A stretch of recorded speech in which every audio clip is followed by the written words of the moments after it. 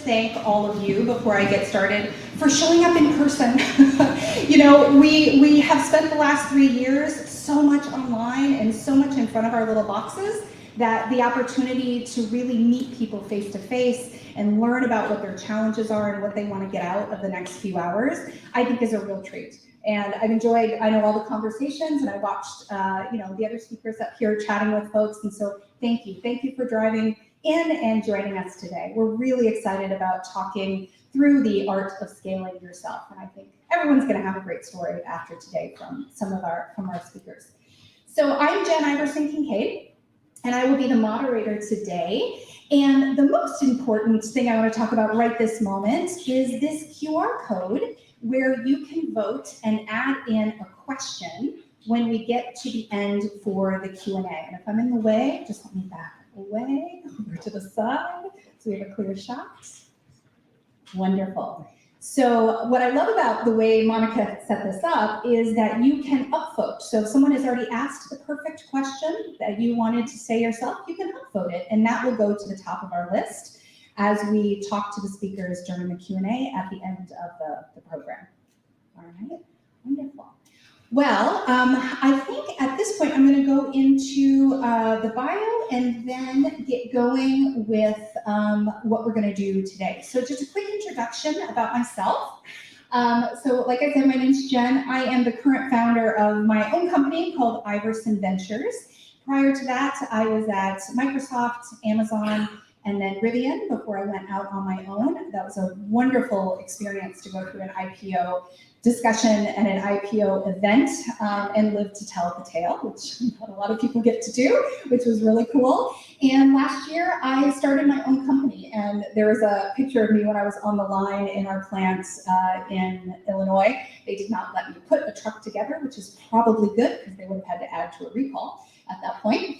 And where I really focus with my company, Iverson Ventures, is I do a few things, most of which, you know, Ethan and AJ and Mounica are also involved in as well with their own practices, right? I enable these deep, authentic one-to-one conversations and enablement of getting leaders to where they want to go in their career. I also build programs, much like executive development programs, and I act as a fractional CHRO for folks that are mostly pre-IPO to get what they need in a short little burst for their budget, right?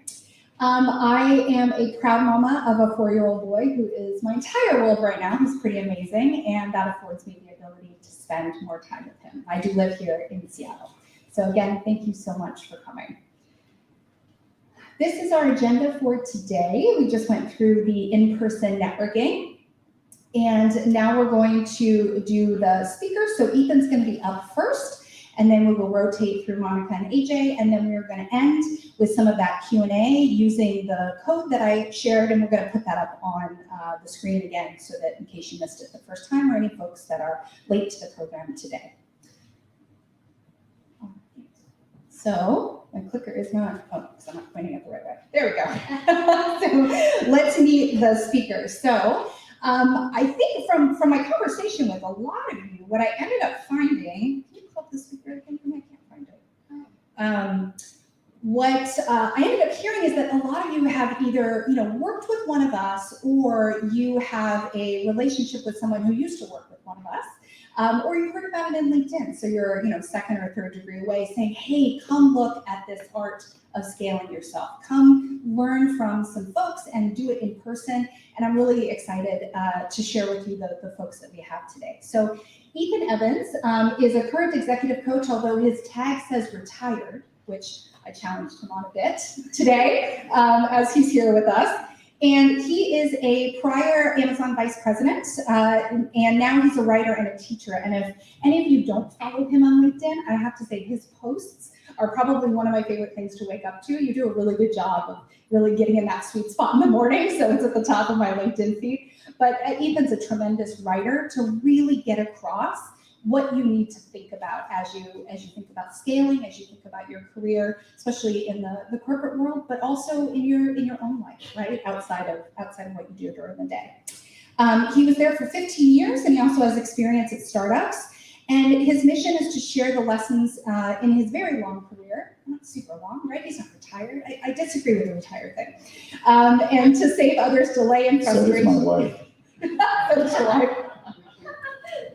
And he likes to share it in order to save others delay and frustration as they struggle with issues that he's already been through before. And that's Ethan in a nutshell. Mounica over here is also an executive leadership coach, and she specializes in working with the smartest and most helpful person in the room, which I love that clarity of who she tends to help. She's a former software developer and an introvert, and she calls herself a student of the nature of the mind. She brings insights from Eastern wisdom to look within and create a lasting mindset transformation. Her mission is to enable leaders to master their executive presence and go beyond their self-doubt to achieve results that currently seem impossible. Thank you for being here, Mounica.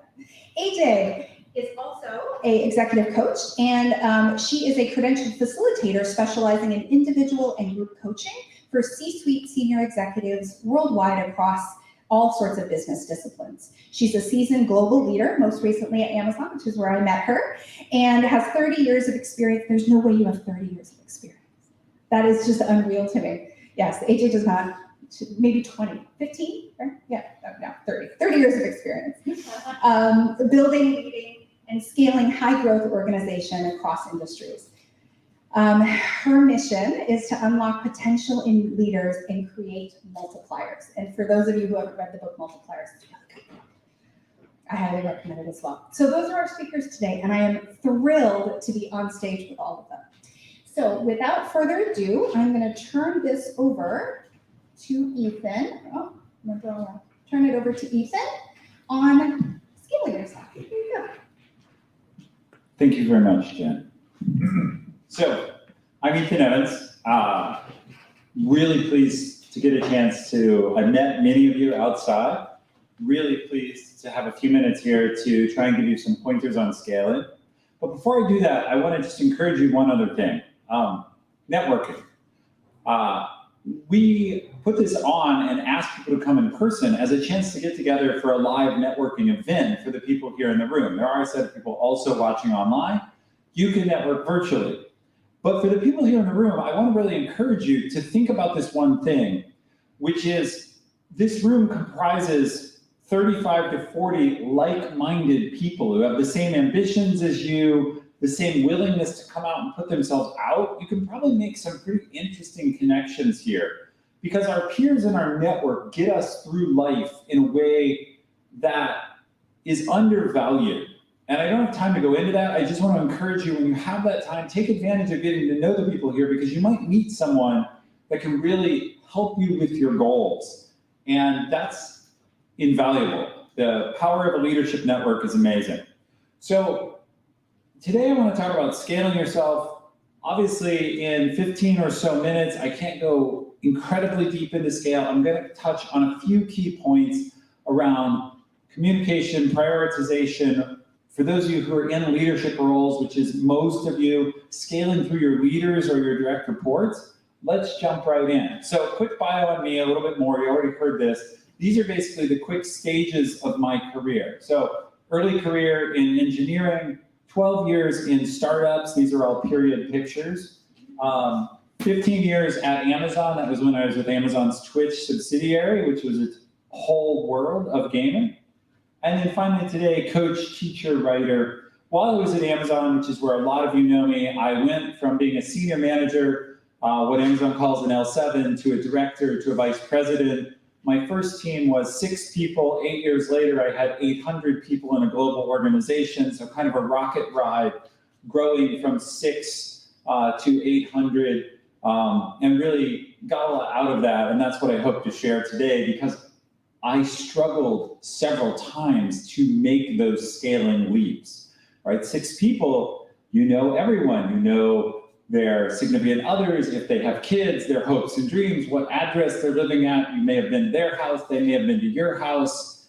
800 people, I had people coming up to me in the hallways and saying, "Hey, Ethan." And they said it in a way that I'm like, obviously you work for me. but I have no idea who you are, what group you work in, what you do, what's important to you. I candidly won't remember your name even if you tell it to me. I just can't remember 800 names and faces, particularly I had offshore groups that I would see only once or twice a year. It wasn't going to happen. And so scaling across that is some of the challenge. And I can talk a little bit about how I did that, but that's my backstory from Amazon. So with that, let's jump in. And part of scaling, I want to start with this Steve Jobs quote, which I'll just read. I mean, you can read it, but it basically says, hey, saying no is as important as what you say yes to.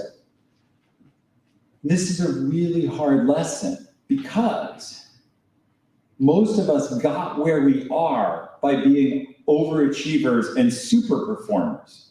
So when other people collapsed and fell by the wayside, we were the ones who could work a little harder, we're a little smarter, we're a little more clever, we're a little luckier, whatever it was, and we got more done. But now, as we scale, as we grow, that starts to become impossible. The problem is, it's what got us here, and it's this built-in muscle, and we've been trained that way because what were we taught in school? Do all your homework, you'll get good marks. And in college, do all the work, go to all the recitations, you'll get good marks. And we were trained on do. Now we have to start saying no. No, that's not a priority for me. No, that's not the right thing for my group. Very quickly, you can say no directly. There are also, some people need help. How can I say no softly? This isn't in the slides, but there are 3 soft no's you can use to turn away pressure to do more. One of them is say, well, I can't help you with that right now, but here's how you can do it yourself. Another way is say, I can't help you with that, but this person might be able to, so point them another direction. And a third way is say, I can't help you with that right now, but I can put it in my schedule for later. But give them different ways to accomplish their goal without depending on you. So those are different ways just to start to say no, but in the end, you may have to say, I'm sorry, I understand you want that, but I'm focused on this other thing. Okay, so good opening quote, and no better source than Steve Jobs. So we're going to talk about scaling through leaders, but first we have to talk about scaling yourself. And as I already covered, this is one of the hardest lessons to learn because you're really unlearning a behavior that got you here.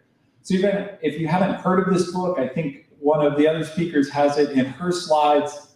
What got you here won't get you there. And I won't go deep into that book, but it just is a reminder that what got you to where you are in your career will not necessarily get you to the next level. The job changes. It's not just more of what you're doing.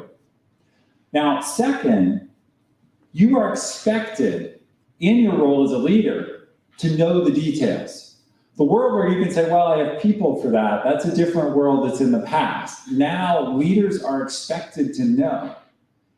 How can you still be in the know when you can't be everywhere? This is a case of training your leaders to feed information to you. So probably all of you, we could do a show of hands here, who of you feels that at some point in your career you've been micromanaged by a boss who nagged you a lot, followed up a lot? So it's most of you. One of the reasons, speaking as a boss who's been accused of that, I did that, was my bosses expected me to know things and I wasn't getting the information I needed. So I told my teams, if you feel micromanaged, feed me more data. If you give me enough data, I will never come bother you. Tell me things proactively so that I'm not surprised and I will leave you alone. Whether you feel you've been micromanaged or have that tendency or not, one way to scale is to teach people around you what you need from them and get them to provide it to you without you asking. And that's a way you can have the information flow so that you're not always running around being caught off guard or having to chase people down. And I just explained auditing as a part of my job. I'm expected to audit people. Now, on this other side, here's a great conceptual way to look at the goal.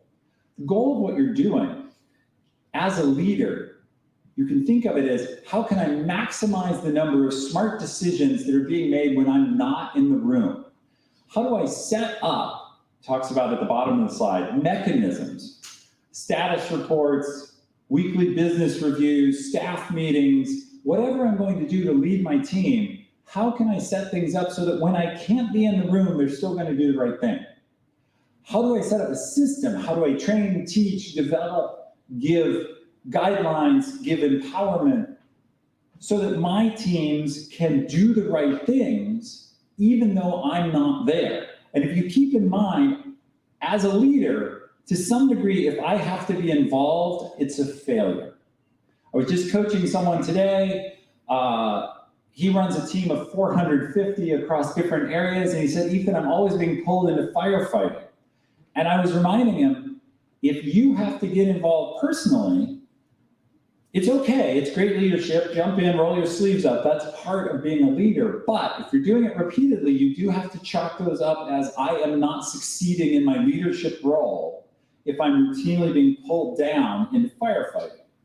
So this is a great simple way to think about it, which is, what do I need to do in order to empower my team so that they're doing the right thing when I'm not there? It's you want smart decisions when you're not in the room. Okay, so as I said, the last part I'll point out is in the upper corner, it says, your personal ability becomes a liability. And this is what is happening to my client. He has the ability to lead the firefighting team. He has the ability to rescue the client that's in trouble. So he uses it because he's good at it and he feels good about it. The problem is that suckering him out of the position of being the leader, the developer, the trainer, and into the role of being an senior individual contributor. Now, not everyone here is in a leadership role at the moment or wants to be, but for the majority who are, if you want to be a good leader, you can't allow yourself to be continually pulled back into your individual contributor skills. You have to find a way to move away from that. Prioritization. It's a huge topic. We can only cover a few key points about it. If you're going to scale yourself, you have to manage your time and the time available to your teams. These are 4 key tips that I wish I could go into in great depth. We can cover some of it if you wish in Q&A. By the way, I love Q&A.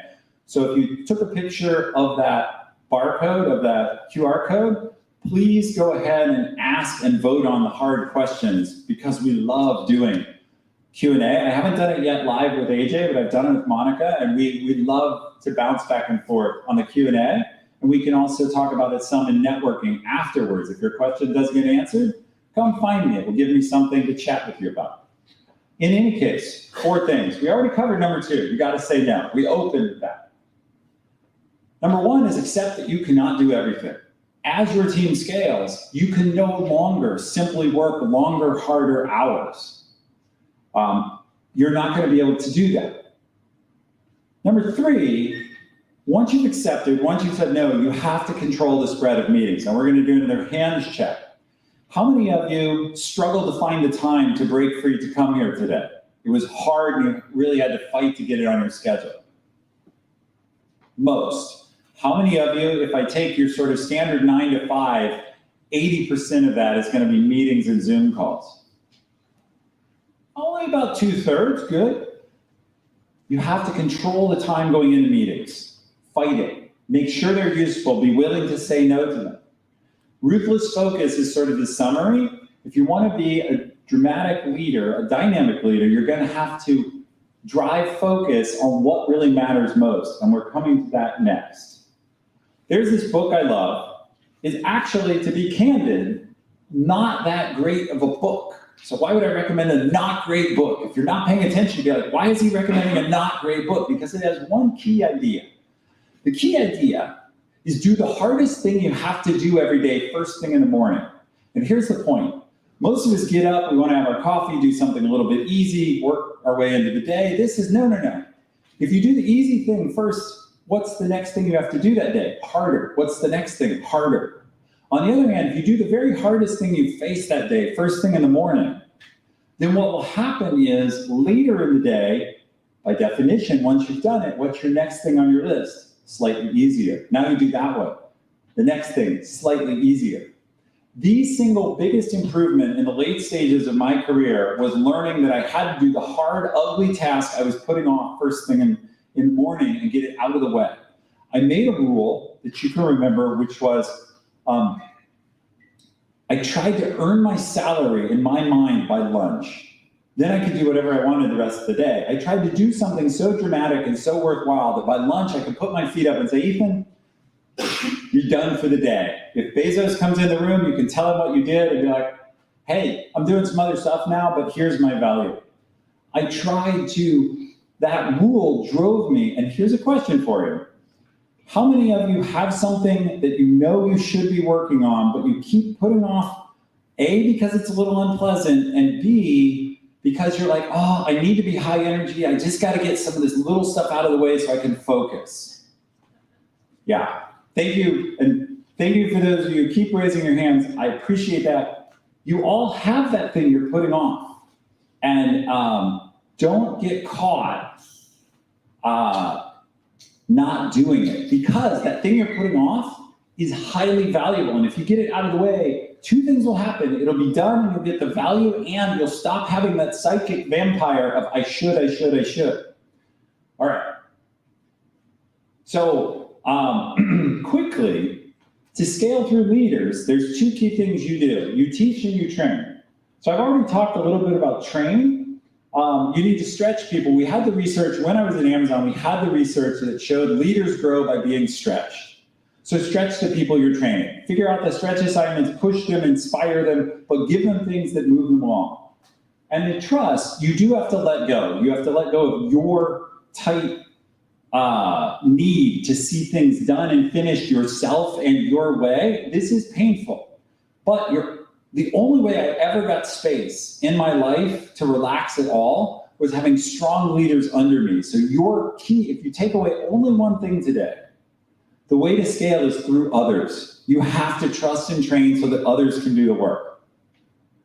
And so, here's executive level delegation. To wrap up, it's a quote from an SVP who's now actually left Amazon, Tom Taylor.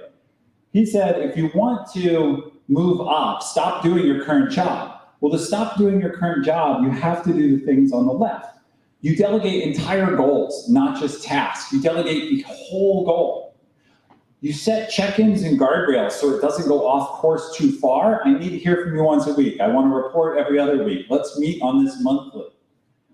And finally, develop good questioning skills. Develop the skills that allow you to ask insightful questions, not just on the surface, but to dig deeper. So I wish I could go into more depth on all three of these things, but I want you to leave you with plenty of time to hear from the other speakers, and then I can go deeper either in Q&A or afterwards. I thank you for your attention, and you can find me here, and I will turn it over to AJ.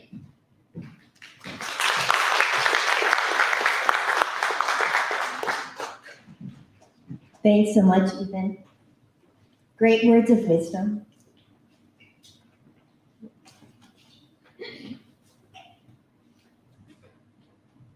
I'm AJ Stark. It's so nice to see all of you. If you can't find the bandwidth, then you're not doing it right. Can you believe my manager said that to me? I've been enrolled less than 9 months, and I've built tech support up from scratch. From 0 to 4,700 people, while supporting over 850 launches. My goals were all trending green, and I was ready for peak. I was rocking it, I think. So, what do you mean I'm not doing it right? I shot back. And he said, if you don't have the bandwidth to focus on the future, then you're not doing it right.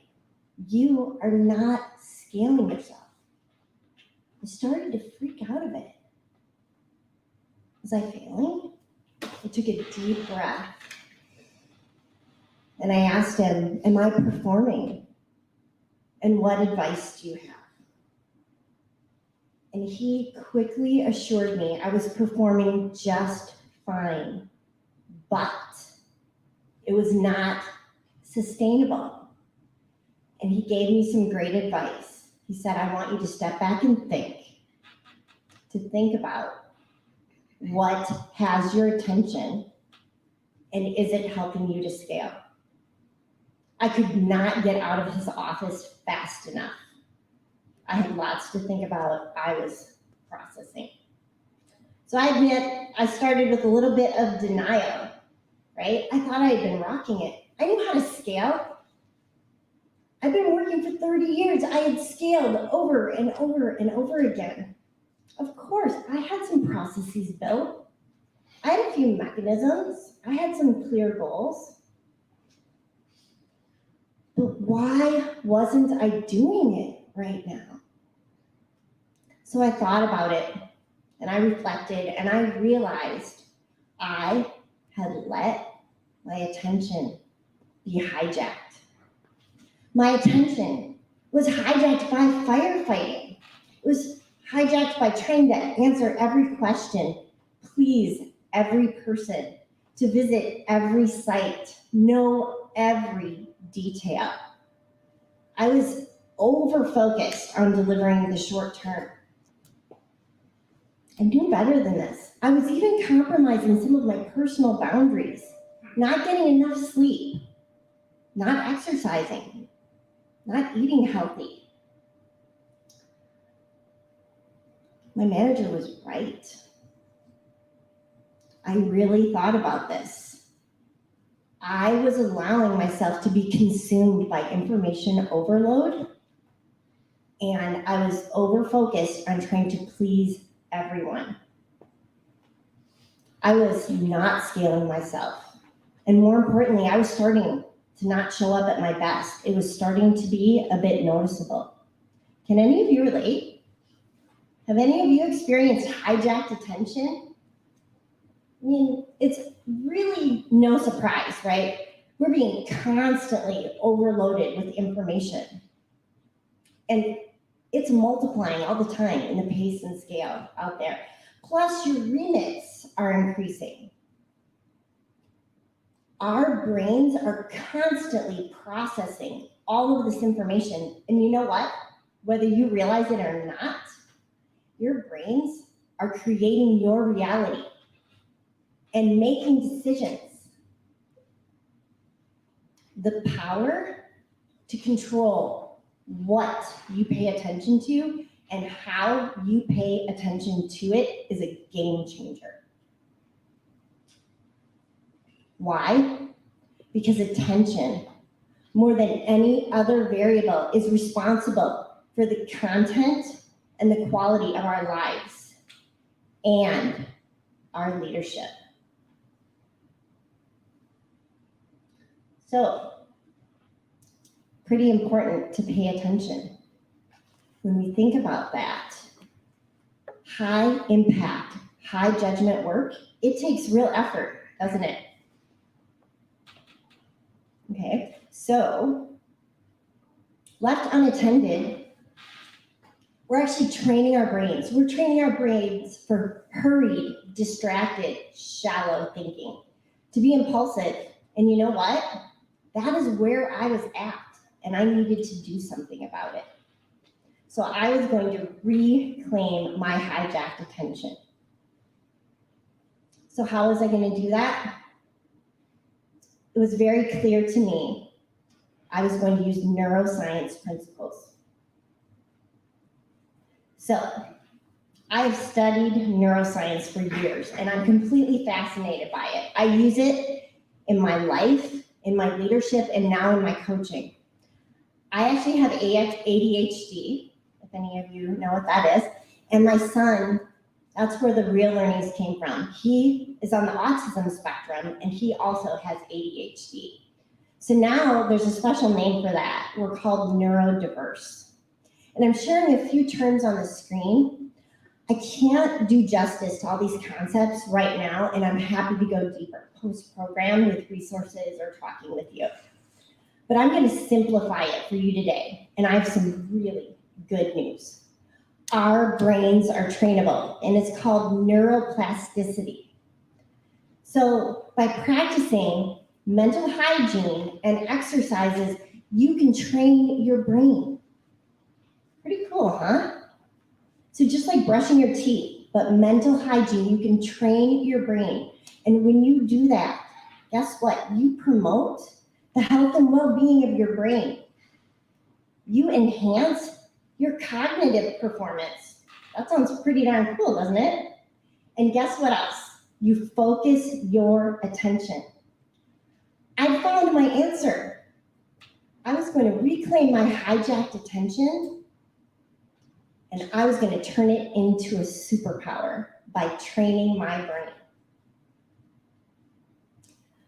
So I created just a simple framework to do this, and I call it the snack model. For me, snacking had to be simple.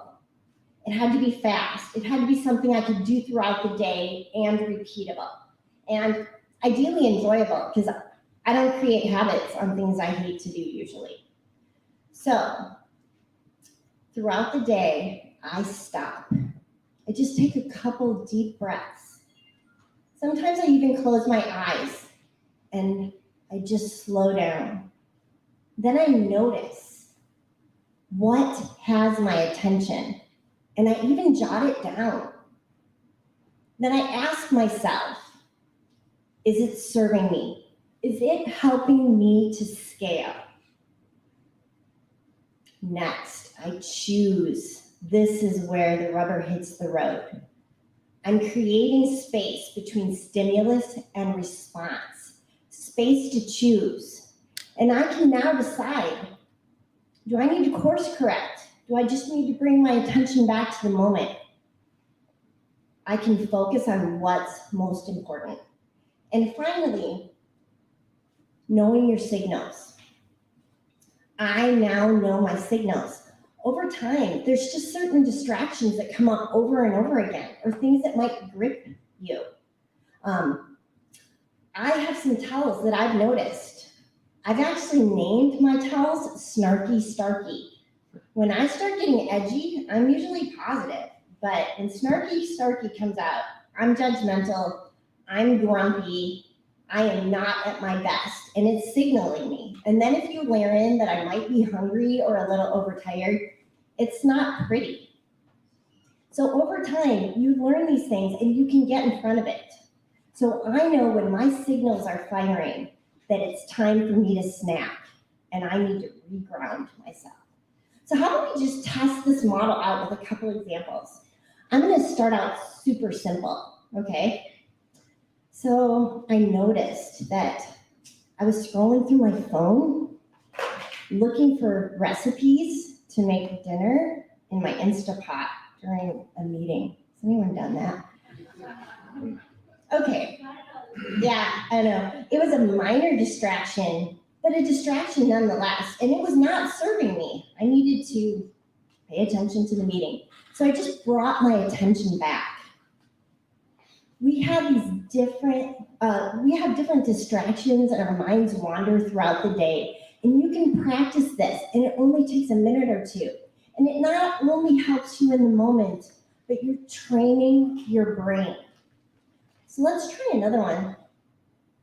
It's a Sunday. I'm spending time with my family, and I'm not paying attention. I am worried about a presentation that my team and I need to make for senior leaders. I'm not enjoying myself. It is not serving me. I have some choices to make. So I can either let it go and just deal with it on Monday, or maybe it is really urgent and time sensitive and I need to step away, or maybe it's not even a big priority, or even better, that it could be delegated. So I have one more example that's a little bit more difficult. So this one, my signals are firing on all cylinders. I am not sleeping well. I am frustrated, I'm upset, and I'm ruminating about recent layoffs. I'm also worried about how I'm gonna get the work done. How is my team doing? I'm actually worried about myself. I'm even starting to get a little angry and maybe even paranoid. It is not serving me. And boy, I actually hope I am not scaling these behaviors and these feelings. So I have some bigger choices to make. I may not be able to unpack this one in a couple minute snack, but I'm gonna start now and ask myself some bigger questions like, how am I gonna show up as a leader? Maybe, what can I control? How am I gonna take care of myself in this? And actually, if it continues for a long time, how will I know when or if I might need to make a personal change? So these are just a few examples of snacking, from minor distractions to really deep issues that are taking your attention. So while snacking might sound like prioritization, a bit like it, it is so much more than that. You are retraining your brain and you're stopping a cycle. You're creating space to choose. So now that we've talked about snacking being really important, how do I make time for snacking? I just have a few tips here, and I'd actually love to hear your tips, but a couple. Check yourself on your priorities. I actually thought I had priorities and I had veered off track. Don't jump straight into emails and social media. Have a morning snack. Get started. Next, nudge. One of my favorite things about the snack model is it's a nudge.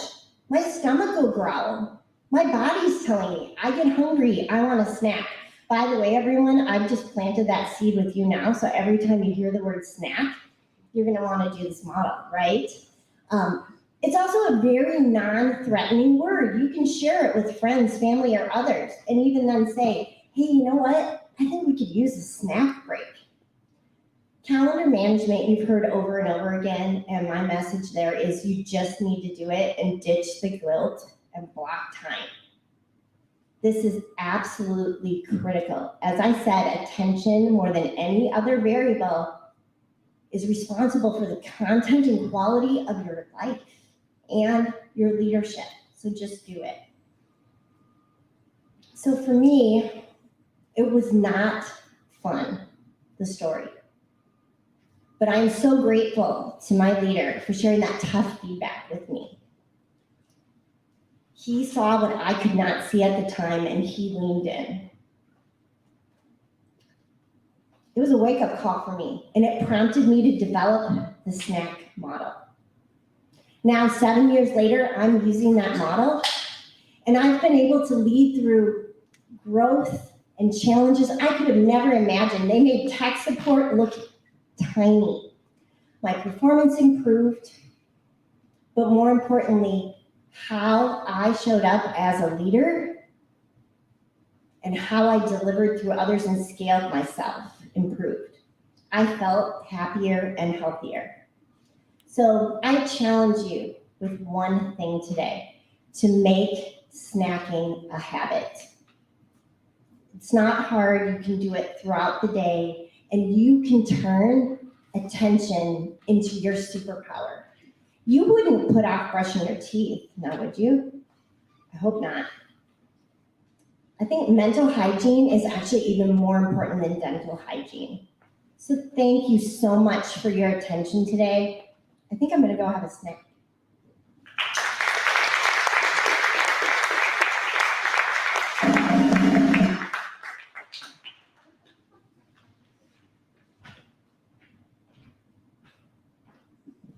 I'm gonna remove this. Okay. Hi, everyone. So, a couple of weeks ago, it was a Tuesday. My husband was home late and he didn't unload the dishwasher. So we decided that it's his duty, you see. So I was like, okay, he has good reasons. It's fine. Let me do it. Then that same thing happened the next day. Then the next day. And then by Friday, you can imagine, there was this pressure building up in me to like say something. Hey, what's going on? Like, I have to say something. And then I had 5 options. So I could go to the root cause and protest against Amazon's return to office policy. They're causing all this traffic in Seattle. Or Even broader root cause is Seattle's roads itself. So I can just, try to fix those. But let's be honest, right? I'm just being delusional. I can just take the easy way out and throw a tantrum at him, just get it done somehow. Or I can make passive aggressive jokes. And a fairer option would be to just, have a conversation.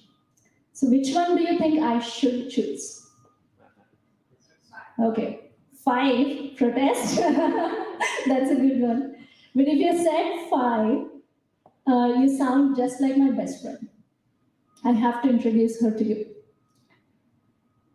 So she's always there with me through thick and thin, okay? And she constantly gives me advice, and we even stay up late at night chatting. She's the best friend ever. And I call her the should monster. So she tells me what I should do, what my husband should do, what everybody around me should do. She even tells me what Biden should do. And you know what? The thing is, her advice is mostly on point. Maybe except in like US presidential matters. But she has constant advice for me all the time. She tells me I should wake up at 4 a.m. I should, take cold showers. And she tells me, well, if you want more success in your career, you got to hustle a little bit. Stay up 1 more hour answering those emails in the evening. And sometimes she has contradictory advice for me. She says, spend more time outdoors and enjoy the beautiful Seattle weather. But then she also says, you also want success, right? So spend a little more time working, because bias to action is the secret to success, right?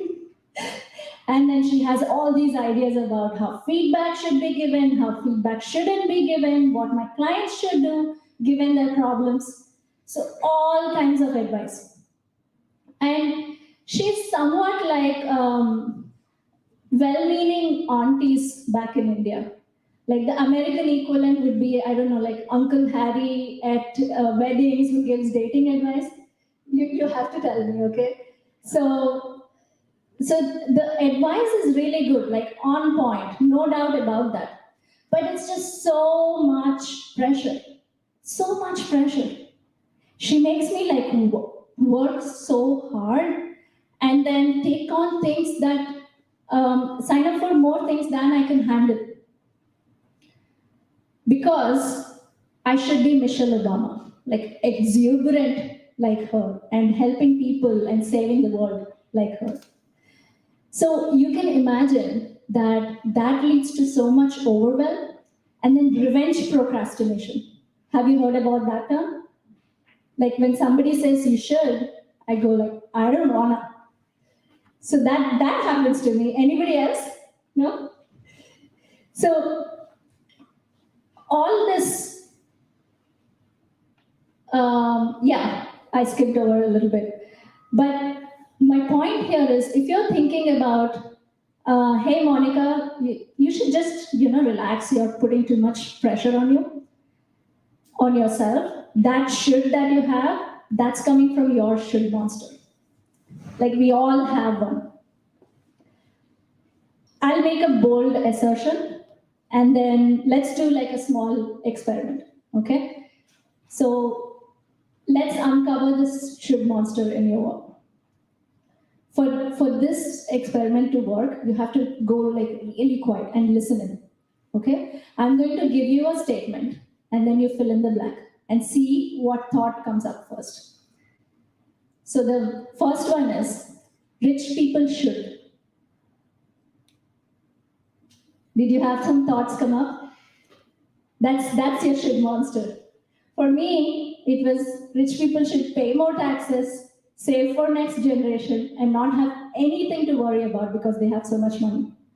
Like, why? Where is that coming from? Some childhood or youth ideas, right? So let's make that more workplace kind of examples. Think about the last time you had a conversation with your manager or your report. Maybe they gave you feedback. Okay, bring to mind that situation. Now fill in this blank. My manager should. Did you hear it? Did you hear the should monster's voice? So we have all these ideas coming in from the should monster. My report should, feedback should be, I should wake up at. There is this constant loop running all the time. It just weighs heavy on you so much. It drags you down. It's like a dark cloud over your head. And the problem is, you might think that, okay, what's the problem with all of this? It makes me come up with so much internal motivation, and I can get all the things on my list done. That I find peace in that. Then you need to understand that the should monster creates 3 big problems, and these problems are directly related to your blind spots that prevent you from scaling yourself. This one, like the I should already be, is the biggest should that high performers face. In so many conversations that I have with my clients, this is the biggest one. We think that I should already be somewhere. And like no matter what we are doing, right? Just this idea, just this should knocking us inside puts so much pressure, takes away all the space in our head. Okay, so about 3 big problems. So the first problem is that should monster has one strategy for success: hope. So I wait for circumstances to change, and I wait for people to change around me, and I wait for myself to change around me so that everything can be perfect one day. It's like, think of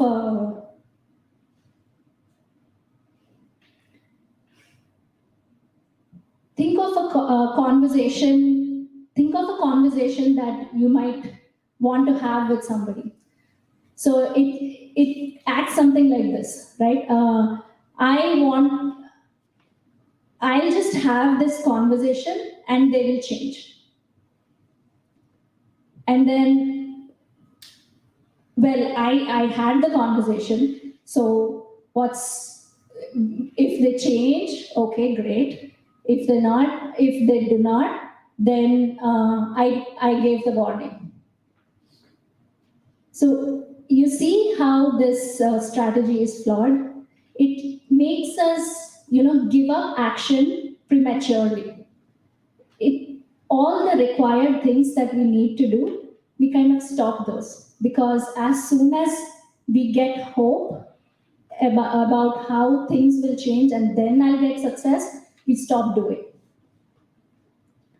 Then big problem number 2, perpetually stuckly angry. So should monster keeps us in this low grade anger at everyone and everything. Like, why me? Why can't they just do that? Or why can't I just wake up at 4 a.m. and just do my writing and then I'll be at flow? Like, if I am not, so basically, if I'm not able to resist that chocolate cake that I keep having, I act out of anger at myself and just ban chocolate cake from my house instead of compassionately examining what makes me actually go for that chocolate cake in that moment. And then problem number 3 is that we lose commitments. Should monster covers it up completely. So when you took up this leadership journey that you might have taken it up because you had a deeper urge. Maybe you wanted to build a cool product. Maybe you had these people skills that you wanted to put to use. You might want to empower people or empower yourself. So you stand for certain commitment, you stand for transformation, you stand for innovation.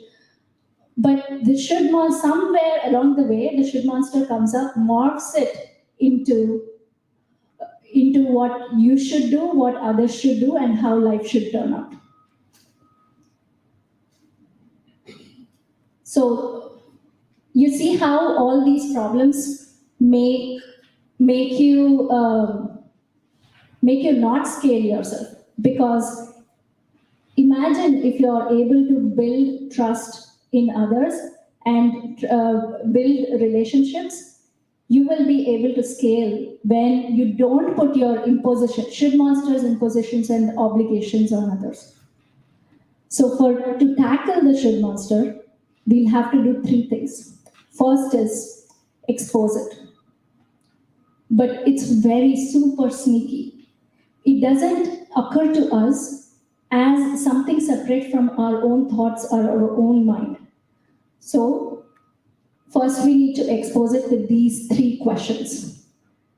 How should life turn out? What should they do? What should I do?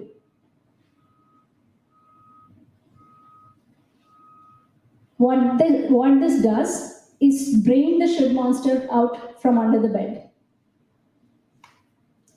And then you challenge it. Why? You probably know the 5 whys framework, right? This is the 6th why. This why does not have an answer. One of my teachers says, if you're asking a why and then you get an answer, that's not the right one. Ask again. Like, who says that I should wake up and be in a deep flow state every day? But then I'm putting that pressure on myself every day, and I'm beating myself and beating others up around me so that they can meet my standards and I can meet my standards. Totally not speaking from my experience, by the way. Huh? Then get connected to your commitment. What do I stand for? What do I want? And sometimes this can look like this might be the first question that you want to ask. But if you do that without going through the first 4 questions, you'll be a rebel without cause. So you can say something like, well, this management chain frustrates me, and I don't want to deal with this, so I'm going to leave the team. But the thing is, you can leave people, you can leave situations, you can leave relationships, but you cannot leave your should monster. Wherever you go, it will follow you and create the same dynamics and train people to interact with you in those certain ways that it has done before. That is why it's important to go through the first 4 questions and then ask, what do I stand for? And get really connected to your commitment. So I'll leave you with this quote from this book, amazing book, by the way.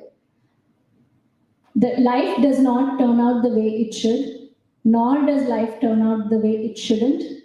Life turns out the way it does. Thank you.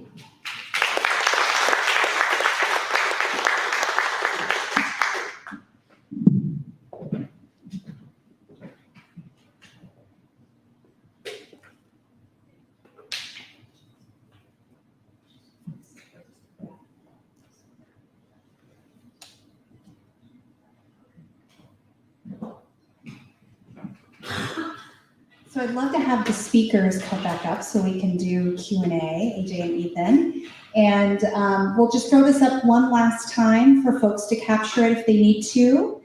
And then we're gonna disconnect so I can actually look at the questions as we're moderating. I don't know about any of you, but I feel like we need another talk on the should monster contributing to the snack model. So I feel like the should monster definitely needs some snack modeling going on to help them. It'd be a cute comic strip, wouldn't it? All right. Mounica, could you put it to the question part? Perfect.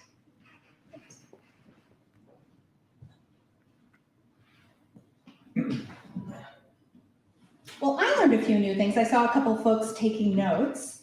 You can just put it there over here. And I'll read it off there.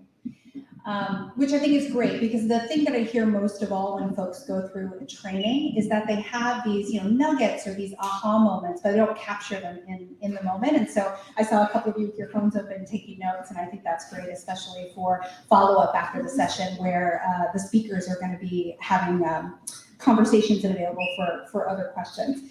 So I'd like to just kick off. This is a question, it's not on the stream, but it was something I was thinking of as I was going through the slides ahead of the speakers. And we call this the art of scaling yourself, right? And my first thought when I was looking at that is there's so many things where we say, well, it's an art and it's a science. And I'd love to pose to the group, maybe we'll start with Ethan. Ethan, I'd love to hear from you, what part of scaling yourself is a science versus what part do you consider the art? So my chair seems to have a sinking problem, so I'm just going to stand. But art versus science, I've never thought of that before. I think it's mostly science. You do have to, the art part is incorporating it into your own personality, but there are a set of techniques, and you've heard many of those techniques here. I think following those techniques will largely let you scale. The art part is how do you make those your own so that you're comfortable with them. So I don't want to give a long answer to give other people the chance to speak, but at least start with, there are things I can learn before you decide I just have to make up my own solution. Thank you, Ethan. Mounica, share what your thought is on that. Yeah, I think I look at it this way, that your work is art. It's an art you're putting out into the world. And then when you want to take up a certain new way of being, you're practicing your art.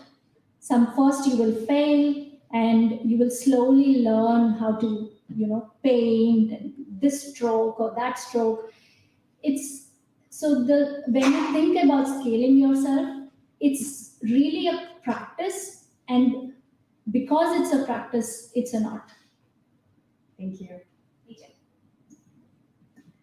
So for me, there is so much science based in just what you do. And the art for me comes out in the how, and how you're doing it through others. How you're connecting with so many different individuals with unique perspectives and really helping them be at their best and scaling. The art starts coming when you can do it, not just with your directs, but down deep through layers within an organization. Having intimate conversations, but with large groups and through others, that's really where the art comes in. And it takes intention and time. It takes time to share mental models, to groom your leaders, and to start driving down leadership and culture throughout a large organization. So that, I think, is where the art comes in for me. That's great. And I love how different the answers are from all of you, right? Which really proves the point that it's an art and a science, and how you approach it, right? Your background and your experience really lends itself to talk about it, and then share that with your leaders or your peers, whether you're in a leadership position or not, to share through those mental models of what the part is art and what part is science. There's a question that came in that's been upvoted quite a bit that I thought was really great, which is, what's a good resource, or how do we continue to develop our questioning skills?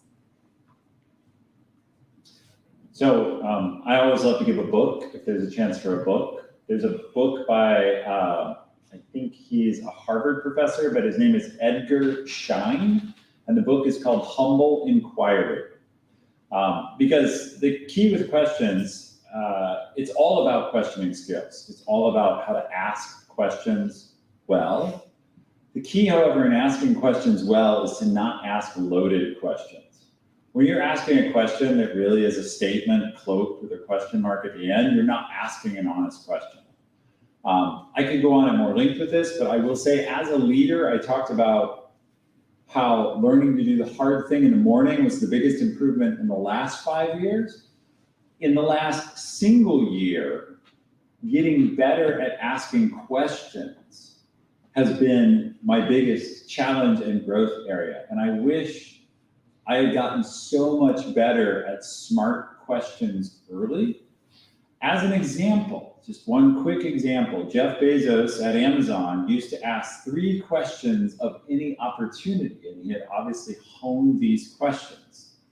The 3 questions he asked were, is it real? Is the opportunity we're looking at real? Or is it a time machine or something perpetual motion? Second, is it worth it? Is it something that's going to have money behind it? Because there are a lot of real ideas that aren't going to make money. He was running a business. And can we win? Is Amazon, in that case, positioned for that idea? Because there's lots of things that are great and can make a lot of money, but not from the base of skills and talents you personally have. So the idea there is just, there are insightful questions for any problem. Learn to find them, and that book will help. Thank you. So I have some quick advice that I encourage you to try, and it's to ask how questions. So we often ask what or why, but how questions are really powerful. How are you thinking about that? And then wait and deeply listen. How are you going to show up? Those how questions allow you to hear from folks. And then you can meet them where they're at and have a conversation from there. So just try shifting and even statements into a how question. So one thing that we learn in coaching school is to understand the context a person is coming from. So we all come from a set of beliefs and a certain worldview, right? You ask questions to understand that worldview and their point of view, instead of trying to get like information out of them. It's about understanding. And this is more in context of talking to your reports or maybe having difficult conversations. But and like when you know certain frameworks, right? We try to kind of put people into those frameworks and then tell them that, oh, you are talking from that should monster right now. It's your should monster talking, right? That people kind of don't accept that. That's like for our own reflection. But when you ask questions, ask such that will come out. Like, what do you fear will happen if we do this? What is the assumption underneath that is making you behave such a way? Or how are you thinking about this, like AJ said? And what do you, in your mind, if this happens, then what will happen? So yeah, that's what I have for you. Understand the context they are coming from. Yeah, absolutely. And all 3 of you, I think, touched on something really, really important, which is, had we mastered this earlier in our growth in our careers, the things we could have unlocked would have been even greater than what we're currently experiencing now. And watch out for the loaded questions. That's where I see folks, as they're working on the skill, as they're implementing the skill, just make sure that you're not going in with an assumption, with a statement that's wrapped as a question. I once heard someone trying so desperately to use the how method and say, how are you such an idiot? So there are ways that it can go very wrong. So going with an open heart and with a really, really good understanding. As we get bigger and bigger in our jobs, whether we're an IC, whether we're a leader of leaders, we have fewer and fewer moments to touch each individual in an HR appropriate way. Engage each individual, let's start there. And to do so, you have to be very cautious about the questions you're asking, because if you start to tell instead of draw information out, it's going to be a much longer conversation than if you go in trying to ascertain their mental model to begin with. So I love that question, because I think we can all benefit from it, whether we're just starting out or we're going easing into retirement, such as Ethan is. So here's a fun one. What is one piece of wisdom you now know you wish you knew 10 years ago, and why? Ethan, let's start again with you. Oh, on the spot. I'd say I love hard questions on the spot. A piece of wisdom 10 years ago. So I've shared this in some other forums. I think a piece of wisdom I wish I had known is my career would have worked out without me stressing about it nearly as much as I did. The thing I'd want to encourage everyone listening here today, whether locally or online, is if you keep doing what you're doing, you need to learn new skills. But if you keep pushing, keep working hard, keep learning like you are right now, the world generally delivers a lot of success to the people in our world. What I mean by that is we already have the advantages. Everyone here speaks English either as a first or second language, has access to technology, is probably very highly educated. I wish I had just realized, I'm going to get where I want to go, and I don't have to worry about it constantly. And if many of you are honest with yourselves, you probably do a lot of worrying about how am I going to grow? What does my boss think? How's my company going to do? Do I have the right skills? I see some honest people in the crowd nodding. I would want you to know that from the other side, the reason I say retired is I no longer need to work at all. And yes, I had some good luck in that, but you will have that good luck too. You may have it a little sooner than I did. You may have it a little later than I did, but I want you to have that belief you will get there. And not everybody will. The world is full of people who are much less fortunate than we are. But the people who have the time to come to this session, whether online or in person, whether it's fair or not, you're probably in a fortunate set that's going to get everything you want. So I just read a book, I'm actually going to post about it tomorrow, called Die with Zero. And it's by a guy who made a fortune, and his goal now is how does he spend it all before he croaks? Because too many people don't do that. They save and drive and drive. I think what I wish I'd known is I'm going to win. How do I take that to the next level? Thank you, Ethan. AJ.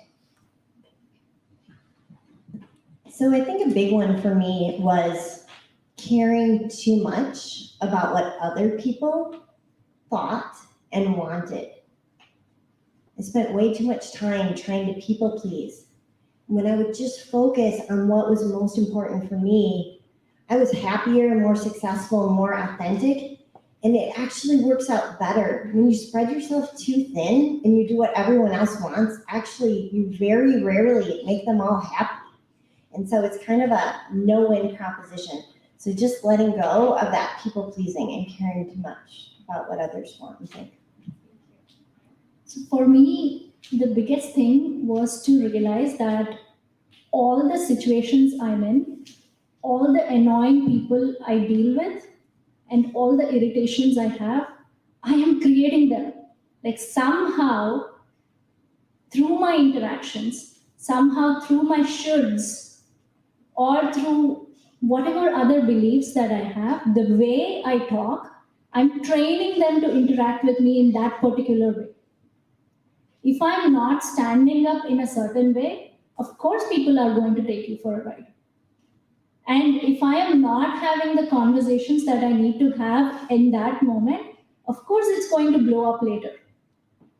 So this was like the biggest thing. And the reason for not doing that is because we seek certain validation as social beings.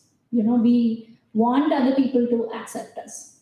And that's why we keep, creating certain situations. We keep getting into the same kind of teams. We keep getting into a situation of having a bad manager again and again and again, because we are seeking something, some sort of validation. And it lies within me that I created. The good news is that I can change that also by inquiring into how my mind is working, how my ego is creating all that for me. That's a really good point in terms of the conversations that I know I should be having, but I'm not having. There's a great book that I give by direct reports every time I take on a new team, and it's called The Good Fight, and it's by Dr. Leanne Davey. And she's a trauma psychologist, and she's fantastic. I brought her into several executive leadership teams that I've partnered with. And it talks about this concept of conflict debt. What happens when we don't have authentic conversations in the moment that we need to have them? And how over time does that erode our workplace? Does that erode our productivity? And it's just a really great read in terms of really having an authentic experience. If I were to answer that question as well of something that 10 years ago I wish I would have thought more about, or a piece of wisdom, is to understand that authenticity is really self-awareness plus courage. And to understand when I wasn't being my authentic self, when I felt like I couldn't be my authentic self, was it because I didn't have the self-awareness, or was it because I was lacking courage? And to start with that framework and to allow myself to take the leaps that I needed to leap at that point, I could have gotten farther faster as myself, as my authentic self, utilizing my intuition and being authentic where I could, right? Thank you. I like this one quite a bit as well. What does great look like when you're scaling well?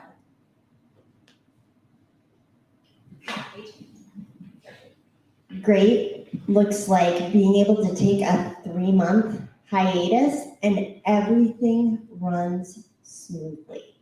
You can step away and it all runs well. I love that.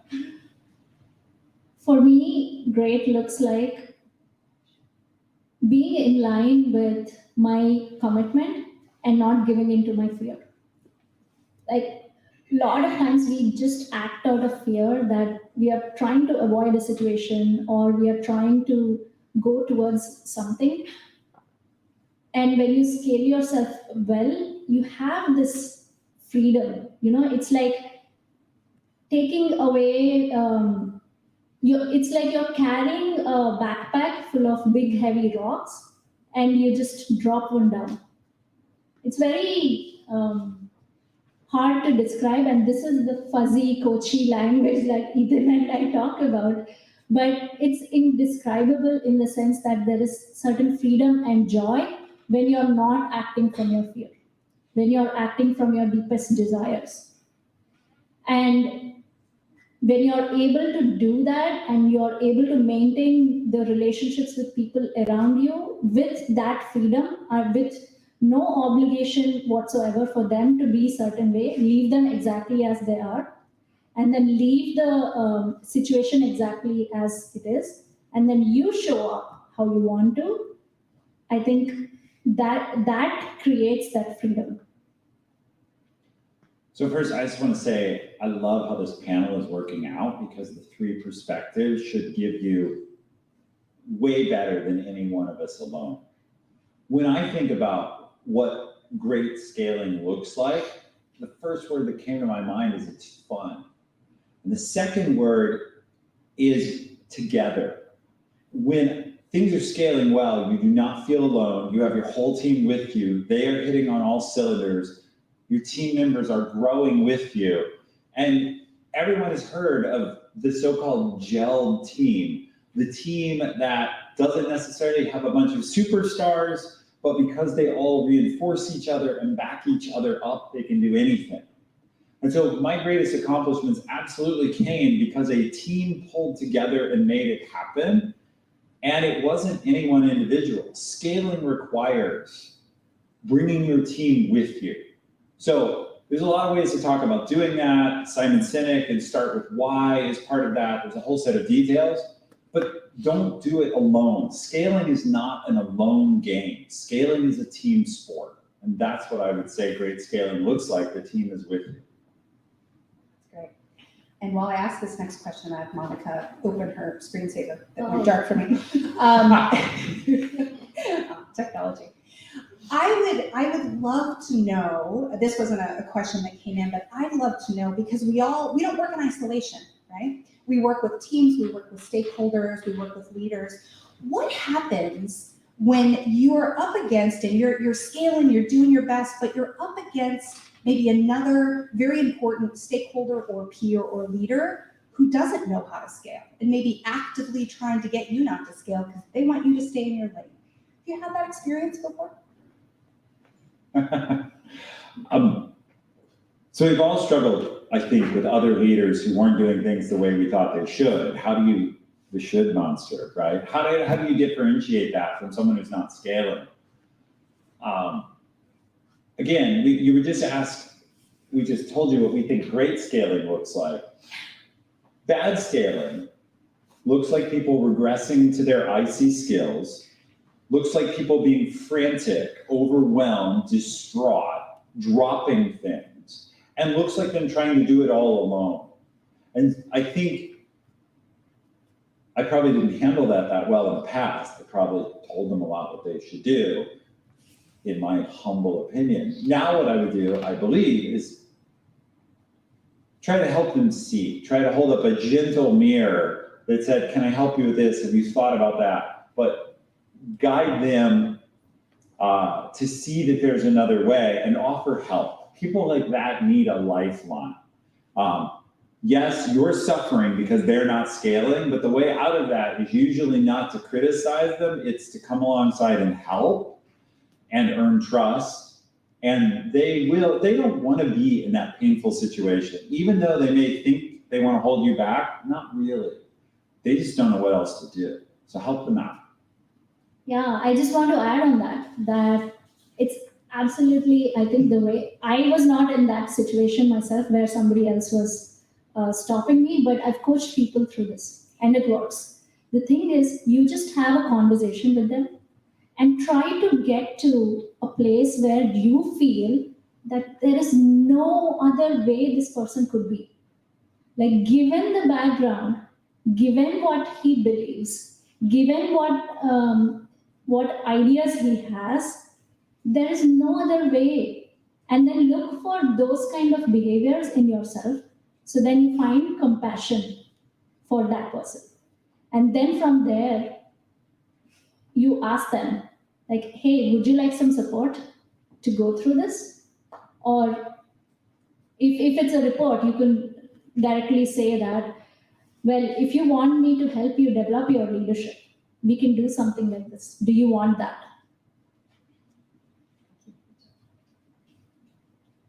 So it can be a really tricky one, but often when leaders aren't scaling, it is because they're micromanaging and thinking smaller and more short term. So even just trying to step back with them and align on kind of that bigger picture of what's possible, what you're really working back from, what great and innovative would look like. It doesn't always work. There can still just be a hyper focus, even like in my story. I mean, I was so hyper focused, I might have not heard that at that time. And then it may be an opportunity to offer some help and teach and start showing some of the things come to life to help that individual. I often, when I'm heading into that tell mode, I try to start shifting over to how can I open this up and bring that individual some agency or some reflection, and so they can have that insight or aha moment to see where they're at. Yeah, I just want to add one more thing to that. When you are thinking about this other person, understand that there is a should in your mind. So when you go and have this conversation, you're coming with this context of, hey, you should help me scale. Like, you should scale yourself so that I can scale myself. So first you need to like let go of that. And like through the 5 questions that I told you, right? So why should they? Just examine that and then come from a place of, okay, this person is like this, then what next? What can we do together? Right, absolutely. And to add on to that, I'd like to just think about a question you can frame to yourself in terms of how am I making it psychologically safe for this person to show vulnerability? Because maybe they are overwhelmed, maybe they do need a lifeline. And it's not always, the place to do so, depending on the relationship, but what is it that I can do to make it safer for them to feel like they can share why maybe they're not scaling or why it has been so difficult kind of working with them? I want to be mindful that we've got, quite a few individual contributors and small business owners, right, that maybe don't have large teams or any teams right now that they can delegate to, they can, lean on in times of scaling. I'd love to hear from the speakers any tips or tricks and strategies for how to scale yourself as an IC? I would go back to prioritization. It is true you only control yourself and your own time. How you spend that, there will always be, as I said, more than you can do. You have to pick and choose. What are you going to do and what you're going to spend your time on? Because if you reflect, it's Thursday, how many of you can quickly itemize what you did Monday morning? If you, right now, tip of your tongue, what did you accomplish Monday morning? Now, second question, did that, even just 3 days later, did that really matter? And if you can't remember what it was, it probably didn't matter that much. So much of what we do ends up being wasted. And a lot of that is overhead, it's corporate structure if you're in a company, but if you're alone, trying really hard to have a set of systems so that you work on what matters, because the world is totally full of distractions.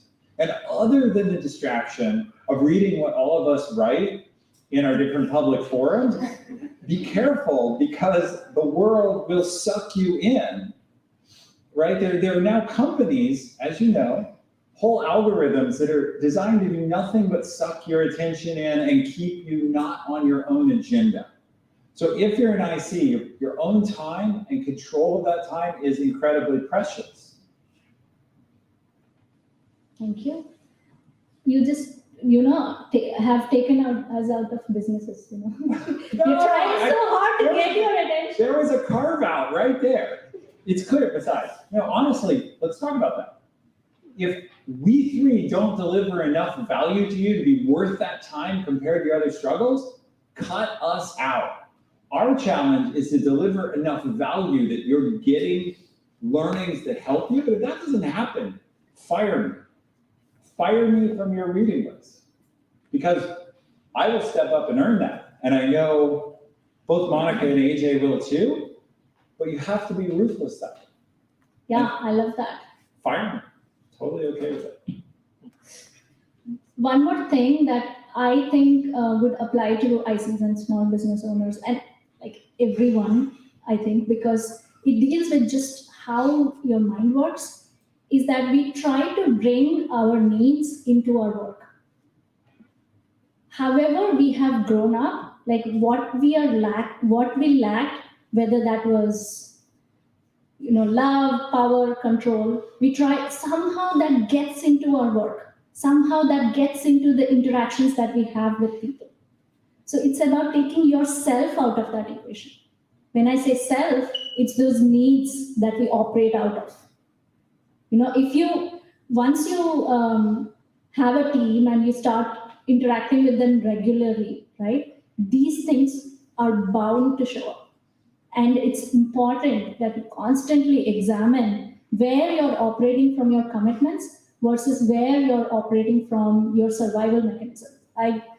Survival mechanism is a way you have trained yourself to get the thing that you didn't have during your childhood. So yeah, I'll leave it at that. So I think I'll provide a different perspective. So I went from leading teams of thousands of people to becoming a solopreneur. So it was just me. And what I learned and I found is that it's really important to have relationships. So a good example right here is with Ethan and Mounica and Jen. And I have a whole network, and it's helped.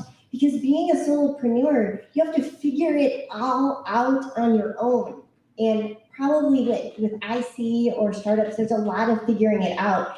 And sometimes someone can help. Also, being a solopreneur, like business and work is really spiky. It's feast or famine. So even having referrals back and forth, so someone can help when I'm overloaded or when I have a little room. So it's just been really rewarding to build some of that up. I still have some gaps though that I'm always looking to address too. And one of those is, I know my website needs work. So I'm looking for someone who has that expertise at some point to help me with that as well. That sounds dangerously like a call out for help. So I'm going to go out on a limb and say we all have a certain degree of wanting to be liked. We all have a certain degree of wanting to please others. And I'd love to hear from the panel, how did you tame that beast of really it being in the forefront of your mind of what I'm gonna do, someone's not gonna like it. If I take this action to scale, I'm not gonna please these 3 people. How did you get out of your head enough to, or maybe you haven't and you powered through it, but I'd love to hear how you've dealt with that in your career. I care, you know, I don't enjoy negative feedback. I don't enjoy critics and attacks, so that it still impacts me. I think honestly, being quick to jump in, some of my biggest career achievements were when I spoke up before I took time to consider what I was about to say. So I opened my mouth and committed or suggested an idea before I considered the social implications. Now, sometimes that burnt me, but the result is I didn't censor myself. And I would rather, well, I will share this, I've been successful by rushing in where angels fear to tread because I wasn't thinking about it. And then having to deal with those circumstances because a set of other people sat quietly and didn't get those opportunities. And we can talk about, I try never to traffic in the world of fair or unfair because I don't cover that, just is and not is. And what is true, there is science behind it, you can look it up. The first person to speak is often considered by the audience to be smarter than the person who has the best answer. And this has actually been worked out in research, specifically around math problems. But the fact is, jumping in and being heard counts for a lot. And for whatever reason, we are wired to look towards that person. I'll turn it over. It's like almost impossible to not seek validation, right? To be liked and pleased. That's like how we are wired. But the difference comes when we try to practice in the moment, like recognize that in the moment. The 5 questions that I told you, they are about understanding why I'm doing something. Why is it that I feel that this is important to do right now? Because I want to be liked. Okay, great, want to be liked. Do I still want to keep doing that? Or do I want to go back to what my commitment was? And it's super hard. It's so super hard. And for me, I'm training my mind to do this constant inquiry. Whenever there is a moment of frustration coming up, like the signals are when there is a frustration, when I'm upset, when I get into like victim mindset, like, why me? Why is this happening to me? Why is this, why are they like this? And also when you get like super excited about something, that's also a place you can, inquire into why am I excited about that? Because that means that we are going to get that validation, that hit of validation from people. So then you go back and inquire into what is it that I actually want to do? What do I stand for? Despite my need for validation not being met. So I can tell you 2 have been snacking, which is just warming my heart, by the way. Knowing my signals. So my signal and risk area is in a new environment when I'm trying to prove myself, and I haven't built all those relationships and trust yet. So just knowing that and just being on guard for that is super important, because otherwise normally it's actually not that difficult for me anymore. Also, just being very clear on what's most important and keeping that agency over that and checking in on it rather than just caring so much about what other people think that they define what's important to me. So anyway, know your signals. All wise advice. So we're wrapping up on time. We've got time for one more question. And I think we've got one that had quite a few upvotes, and I think it's the juiciest one we saved here for last. So I don't know about all of you that also have coaching practices, but I get asked a lot by friends and family, "Ooh, give me a good story. Give me a good story about someone who's made a breakthrough or you got them to kind of help see where they were trying to go." And we're bound by coaching confidentiality. So generally what we talk about with clients, we can't share. But I'm curious, because the question came in, if you can, what is an aha moment that you were able to witness with a senior leader breaking through on his or her scaling opportunity, where you were able to witness it, if you're able to share one?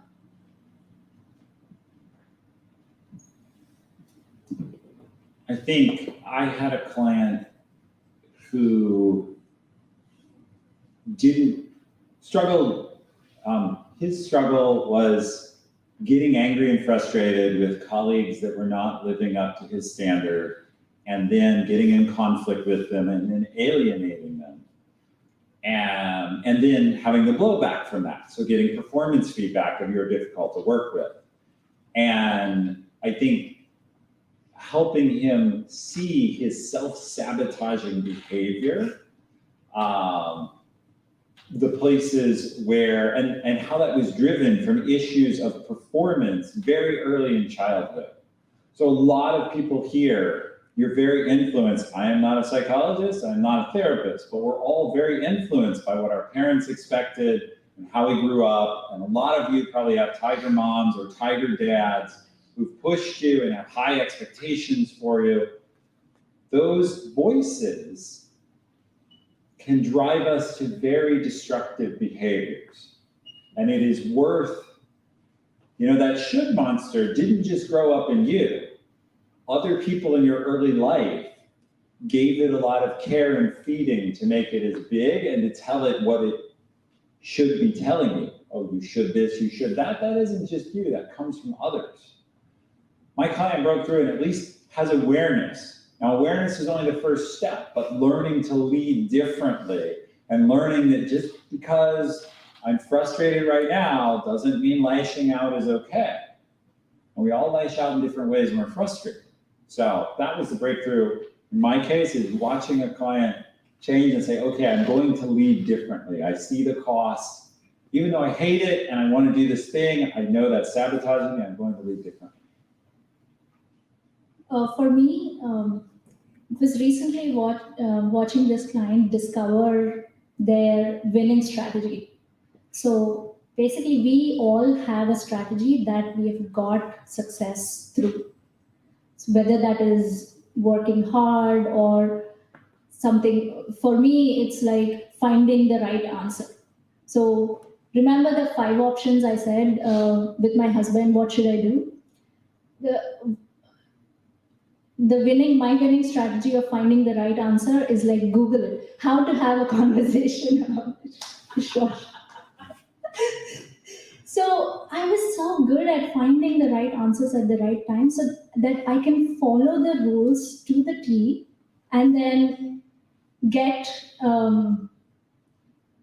like the highest performance rank if there was any.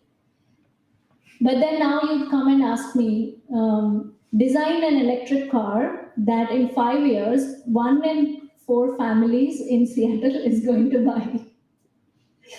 There is no guidebook, right? But I would Google it at that point. That would not get me far. So we all have this winning strategy. And we found out, like with the work that I was doing with this client, we found out that her winning strategy was to control like everybody, as in like make everybody depend on her. That gets you until success until one point, but then after certain point, you can see from what Ethan has told you, it's from letting go of control, right? So it was fascinating to watch just coming to that insight and then slowly practicing out of it. So there's so many. I have I have a fun one though, that really kind of makes me smile. And I had a leader who prided himself on being a servant leader and always putting his people and organization first, just a role model in people obsession. But it was at a cost, and he wasn't taking care of himself, and it was starting to show. And as I worked with him, he started to just discover also that those behaviors were multiplying to his leaders. And so they were also being servants, which was wonderful, but they were also burning out. And what was super powerful in this is he couldn't identify it when it was him. But when we started talking about how he was coaching and developing one of his leaders, then it came through. So I was able to reflect that back. And it was a really powerful moment. And then I actually ended up getting a really neat note from his partner saying, thank you. Thank you so much, because he does need to take care of himself, to fill his own cup so then he can serve others. What a good note to end on, taking care of ourselves so that we can take care of others. We can take care of the work. And what are we doing towards that goal? What have we done towards that goal today, right? That is the end of the time that we have. I'd like to thank the panel again for all the wonderful questions and the presentations, and all of you for coming in person and those on the live stream. Thank you so much.